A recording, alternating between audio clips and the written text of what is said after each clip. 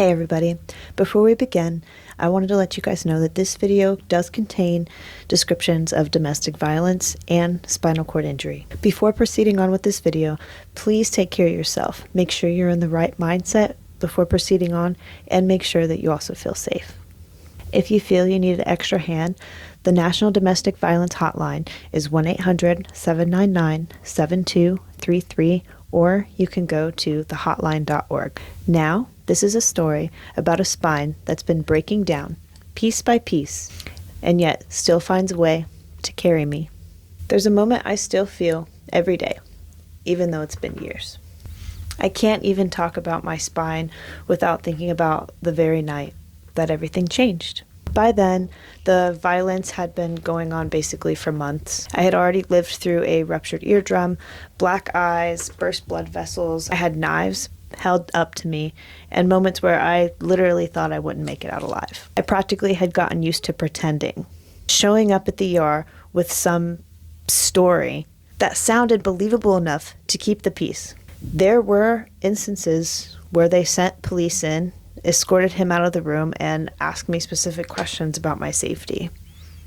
I still felt at that time the best thing to do was to continue on with the story. The night of the injury, I tried to run out of the room. He tackled me, pinned me down to the ground. We struggled, I twisted, I rolled. It was practically an alligator roll. I was trying to do anything I could to get free of a hold that I was basically being pinned down into. He had finally pinned me to where my back was folded in half, where the back of my head had pressed against my heels. I felt something pop, and everything went still. And it wasn't just pain, it was also shock. My body went cold, my vision blurred, my ears were ringing, and I just laid there while he paced up and down, did his, talking to himself and, regret this, regret that. And then he's finally coming to and realizing what he had done the same way he always did. Carried me to the car, drove me to the ER again, where we weaved together yet another story that wasn't the truth. This time it actually ended up being that we were playing indoor soccer and I was playing goalkeeper, and I ended up at the bottom of a doggy pile.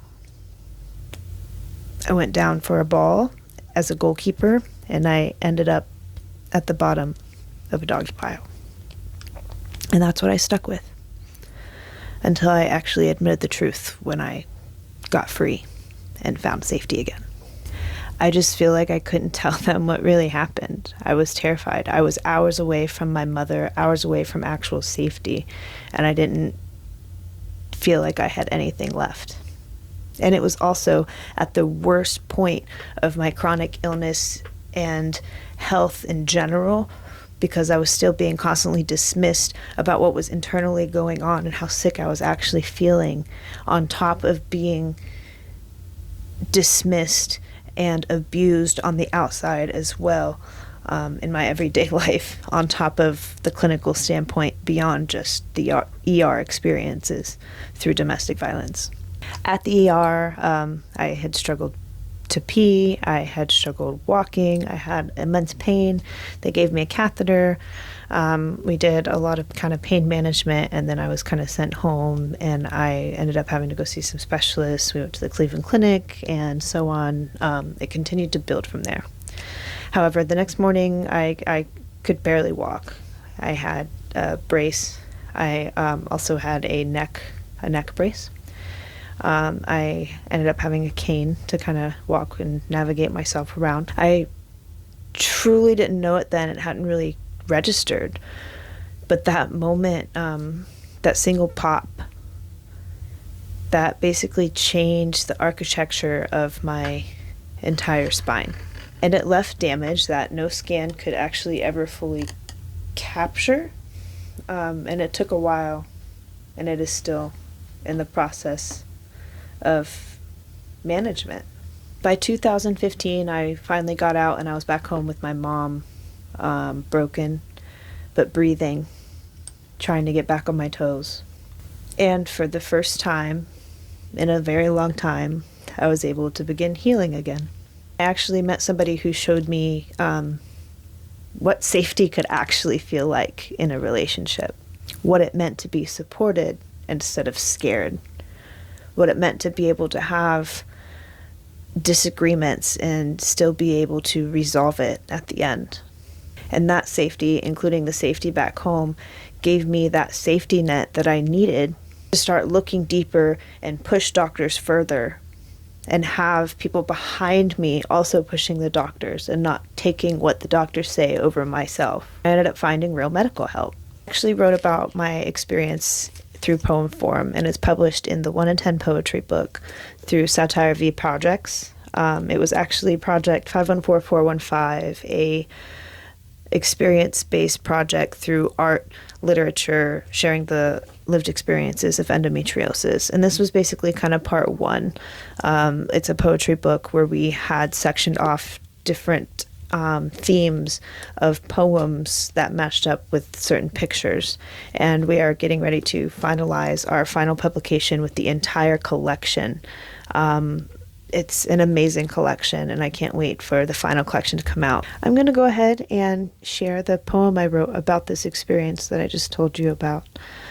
This was another avenue of healing for me, another form of expressing the inner conflicts that I still battle daily with this injury. Haunted. I am haunted, but not by a ghost. It's the name of a lion, not so magnificent. It's the blue eyes that linger in my dreams, turn nightmare. It's the limp in my step, the pain down my spine, the droopy right eye, the images flashing, the voice never ending, the blood that bled. It was my weakest moments I am haunted by. No fault to my own. I was sick, diseased, unknowingly. I was broken when I already couldn't stand. 7 years, not a day goes by, I'm not haunted. I'm reminded when I'm thriving, feeling good one day, then pushing too far the next, just to be drowned in the ghost of permanence. You may be gone, but the pain is not. The visuals are not. The sickness is not. You didn't beat it out of me. You just made me worse. You added to the negligence of no one listening to me before you knew me. You knew of the hospital stays and the doctor visits. You just weren't aware of the depth. Neither was I until now. But that's no excuse. Over time, my weakest days showed me who was really senile. I crawled, I hobbled, I bled my way out.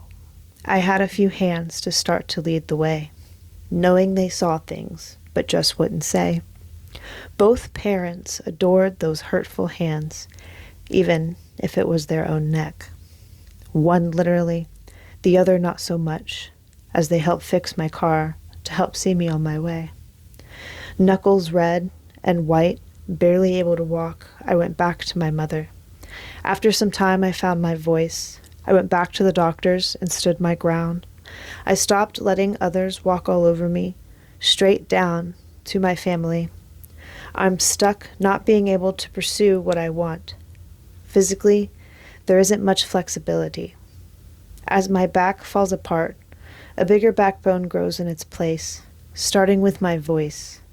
I am haunted, but not by a ghost. It's the name of a lion, not so magnificent. And again, that is Haunted by me, Chelsea Brienne Hardesty, in our 1 in 10 poetry book. I have 5 other poems in here, but again, this is a global collection, and we also have data and a section where you can also create your own poems. It's basically poetry journaling and kind of helping you create your own poems based on your experience with endometriosis.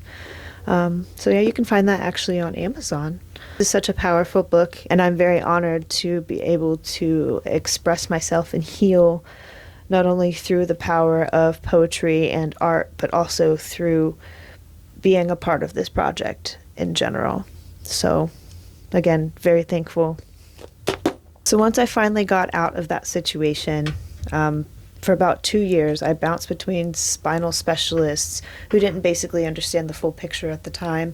I also was bouncing between other doctors trying to figure out the other layers internally that I had been dealing with before the actual spinal cord injury, which ended up resulting in endometriosis. Eventually, finding the right doctor, they did some scans where they ended up seeing further disc damage, instability, and pain that really didn't match my age. I was in pain and I was begging for them to do something, as this was basically a permanent reminder of the experience that I lived through. So this wasn't just like some sort of like injury that I had just gone through. This was a PTSD based injury, and experiencing this pain for me at that time was very, very traumatic. Now, it hasn't changed. The pain hasn't changed, and it has gotten worse. But the way I'm handling it mentally and the way I'm expressing myself through poetry, etc., is helping me manage and deal with the chronic instances of what has happened.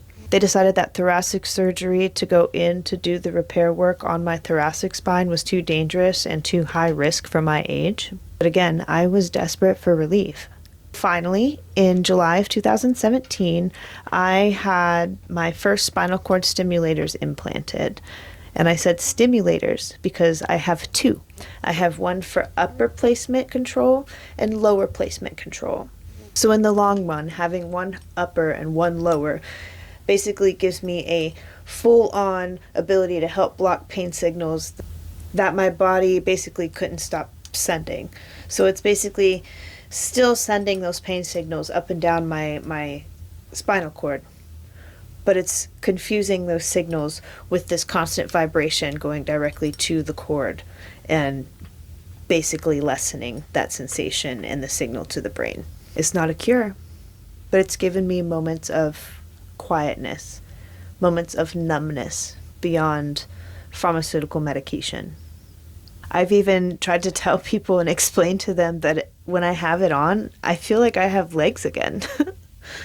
And within those moments of reflection, I was able to understand truly how much that night had actually taken from me. Also, how much I was determined to rebuild. Scans that continued after from 2018 to now are not only written history from that night, but basically everything that's followed since. Every protrusion, every disc change, every word like impingement or stenosis is a reminder that trauma leaves more than just scars. I didn't just survive that night or that relationship. My spine did too. And it still carried me forward. So here's what those scans actually mean. Upwards towards the T3 and T6 area is basically where my upper stimulator is sitting. Down around T8 and T10 is where the lower stimulator is sitting.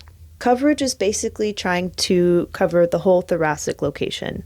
So when the original injury happened, I had mild disc protrusions in these areas, and I had a big cluster of them up here around T5, T6, and the T8, T9 area, which is basically your mid-back right around where my bra strap is sitting. By 2018, those small disc protrusions were basically early bulges or irritation, basically pressing slightly on my spinal cord, not full-on compression yet. By 2021, those bulges had actually increased. Discs at T5 and T6 were actually touching and pressing into my spinal cord even more now. And I also had bone spurs forming at T8 and T9. By 2023, T5 and T6 had basically turned into an extrusion, which was pushing deeper into the cord, and the spine was curving slightly to the right. They call it mild canal stenosis. I call it lightning, the kind that locks your ribs and steals your breath. Kid, I had notations of mild scoliosis already, and I believe some of those earlier detections were underliers for something else beyond endometriosis that also laid yet to be discovered. Each year has shown massive changes within my spine alone. It's not just a decline. I actually have documentation. proof of everything that my body has endured, and somehow it just keeps adapting. January of 2025, this year, when I was diagnosed with Ehlers-Danlos syndrome, everything suddenly made sense. My collagen is fragile, my ligaments stretch a little bit too far. So that trauma didn't just injure me, it also exposed what was already written in my DNA. This spine giant microbe bends easily. Our real spines should too. In Ehlers-Danlos syndrome, that flexibility turns into instability. Joints overextend, discs slide out, pain becomes a language that your body never stops speaking. About 2 years ago, the surgeon who placed my spinal cord stimulators actually moved out of the practice, and the continuation of my care disappeared with him. Every new doctor, every new ER visit involving my back feels like I'm starting again at zero. And I feel like because my chart says I have a spinal cord stimulator, they just assume everything's being treated, that I should be fine. First recommendation is usually, oh, do you need some tweaks on your system? The system being my spinal cord stimulator. I don't know how many times I have had my system adjusted, just not helping those certain points in my mid-back along my bra line, which makes sense because that's where scans have been showing significant increase of degeneration. These doctors don't see the spasms. They don't see the late nights where I'm tossing and turning and I just cannot get comfortable. They don't see when I'm bending over and I'm trying to stand back up and I freeze and I get stuck mid-movement. In the fear that comes from my body thinking, I'm never going to move again. Those moments don't seem to go through healthcare professionals' minds. And I feel like because my injury happened specifically because of a domestic violence injury, they are not even taking it as careful as they should be. And some of them have been really reckless with things that they have said to me. And when I, for instance, went in for injections into my SI joints down here, I was not numbed, and I was basically laying on the table and I was being pressed into with a lot of pressure by this really big burly man, and he was just pushing, and it didn't matter what I said, how I felt, he was going to get his job done. That experience was extremely traumatic for me.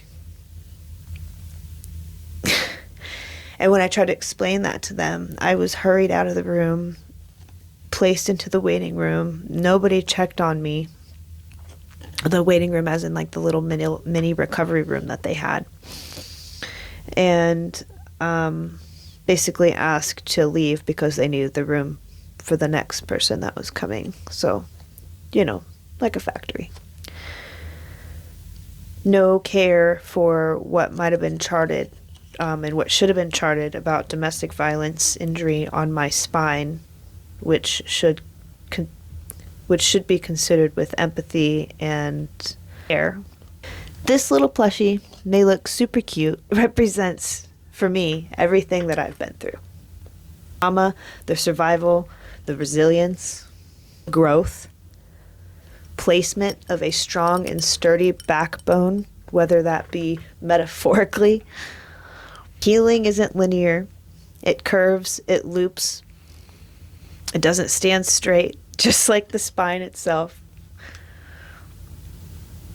Knowledge is power. My spine isn't broken yet. It's just tired, worn down. It's weak. It's scarred, and it's still learning how to hold me up. The same spine that was pushed to its limits is the same spine that is carrying me toward healing. The spine that's been breaking down piece by piece still finds a way to carry me. If you or someone you know is experiencing abuse, the National Domestic Hotline is 1-800-799-7233, or you can go to thehotline.org. If you're struggling with mental health or are having thoughts of suicide or self-harm, or text the Suicide and Crisis Lifeline at 988. Or go to 988lifeline.org. If you enjoyed my new spine buddy and would like to meet more of his buddies, including the other ones I have here, head over to giantmicrobes.com and use code Chelsea20 for 20% off your purchase of any Giant Microbes available in the store. Holidays are coming up and they have a bunch of gift packages and great unique stocking stuffers. Thanks so much for hearing my story, and I hope everybody has a good rest of their night. Don't forget, the 1 in 10 poetry book is available on Amazon for purchase and for audiobook. If you made it this far, thank you so much for your time. We'll see each other again soon.